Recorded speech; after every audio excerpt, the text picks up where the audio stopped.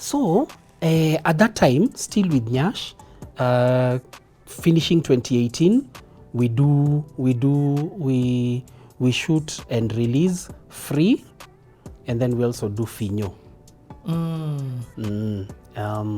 We shot Finyo at what's that place called? The studio, the Mo Sound studio in Mlolongo, and then the end part we shot the top of KICC. Oh, nice. It was a cold morning, like at 4 a.m. we were there, and then you shoot, and then you have to chill so that the sun comes in just as you're finishing. Yep. You know. Wow. Hey, it was a long shoot. Yeah. The things that guys watch, they don't know the behind the scenes. Yeah. Hey. And you're the manager, you have to be there like the artist. Yeah. First of all, you're there before because you've gone paka uko juu. Yep. You've left him in the car. You have to make sure that by the time you're bringing him up, it's to shoot just when he's needed. Yep. Because you can't have him up there, because now if he's uko or how will he perform?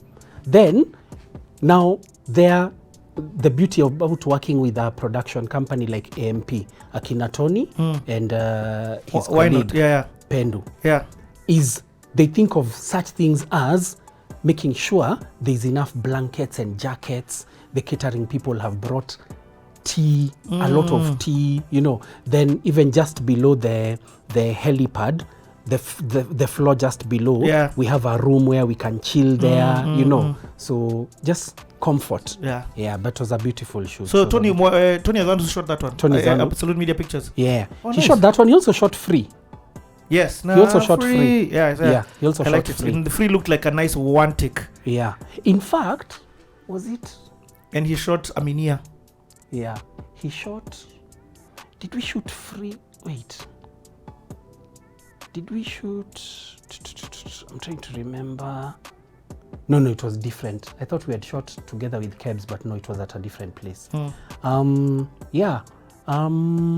So those are the songs that we ended up then releasing 2018. Then 2019. Story yako imefika 2019. Imagine. The finish line yako. Or so we think. Yeah. So 2019 is when we shot I think that's when we shot the video for Shinde. I think we shot before and then released it in January. Yes, we released it in January 2019. And then around that time, back to 2018, when I was running my company now and I was seated at the NRG office, this lady calls me. Okay, I used to get a lot of calls from artists wanting me to do stuff with them. But for some reason, there's this particular lady who called me and I engaged her for longer than many others. Because just to understand, a lot of times I get calls from people who ask me to be their manager. And one of the things I usually ask them is, what are you looking for from a manager? Most of the artists tell me, I'm looking to get gigs. So I tell them, that's not a manager. So what you're looking for is a promoter, not a manager. I'm not a promoter. So I end up not taking them on because what they're looking for basically is not what I'm... Yep, that's not what you do. Yeah.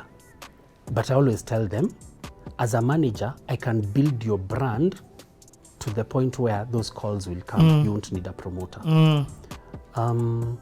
So this lady calls me and she introduces herself and she says, my name is Edith Wairimo. And she tells me that she's an upcoming gospel artist and she was led to me. What? She says she was led to me. By who? God? I guess so. You know, at that point you don't ask. No, it wasn't a TF. Okay, go on. Yeah. So she tells me, she asks me to meet with her. So I actually agreed and I met with her. So she came to the office someday and we sat down. I listened to her. I listened to some stuff she had done.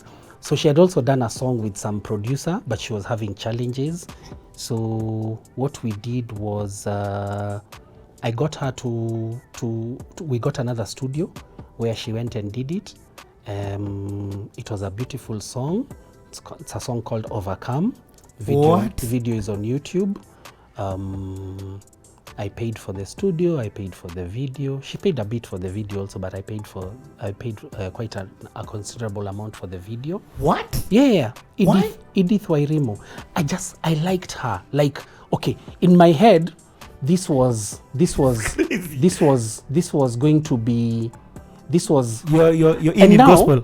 Consider this was me not knowing anything about gospel, but now just generally I'd seen a Masi Masika, Esther Wairimo kind of vibe. Yes. Because she's very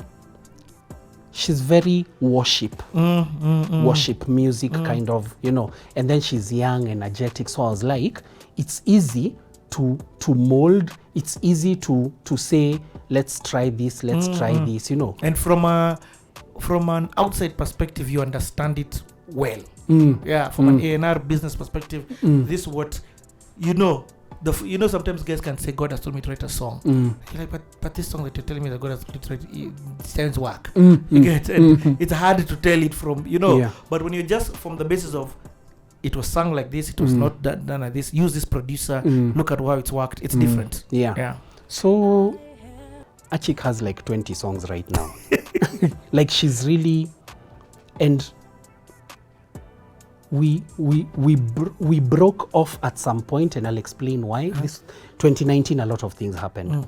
But then recently we've been talking, and the same thing that I was doing for Sana in terms of digital. So I'm also cleaning up her digital mess. Yeah, so I've also been doing that for her recently. So like now all her music is on digital platforms, and she's the one who was actually, I was telling you that her later songs, sometimes some of them have bigger numbers on Facebook than on YouTube, because she's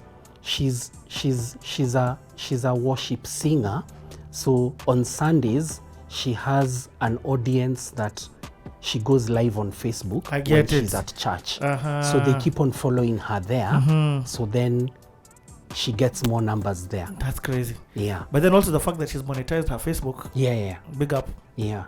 So, and funny enough, then gospel, okay, at least from what I see with her, on digital platforms, audio streaming platforms, it's not so big. They're not so big on audio streaming platforms. It's mostly YouTube, Facebook, and then now maybe gigs. And not in a bad way. I think gospel industry, and I tell you this as one who was there, are very laggard in adoption onto the digital platforms. Extremely. I know it because extremely. Such a huge percentage, I'm the one who actually put them onto even something YouTube. So there's sometimes the Sunday service revenue or the Sunday gigs and selling of merchandise and all of that thing, because you have a Sunday audience every week. So can be guaranteed a gig every week. You negate these other experiences. So now all of them are running to YouTube, but you should be running to streaming in general. And then there's power in ensuring that when you're out on YouTube, you're also out on these platforms. Because if there's a lag, there's a delay, there's a space in between, then you may lose. Can I shock you? DJ Krober sent me something the other day. When you Shazam Masi Masika, you get her Playhouse algorithm, because the algorithm is not showing you the music. And it goes back to what I'm saying, on audio streaming platforms, gospel music, at least from Kenya, is not as big. Okay, sir. Yeah, so we get into 2019. So me, I kick off 2019 knowing that I'm excited because I'm going to do a film. Okay. Hold up right there. This is my way of bringing some cliffhangers. It's time for us to order some lunch. Okay. First and foremost, me and Derek came here to Sarova on Sundays. They have this crazy. I saw your photos. Crazy. I saw your photos.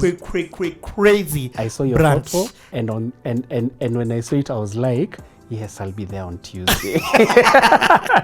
Let me tell you, the brunch that they have on Sunday is insane, from 12 to 4. In fact, check out this video shot by my man Dero.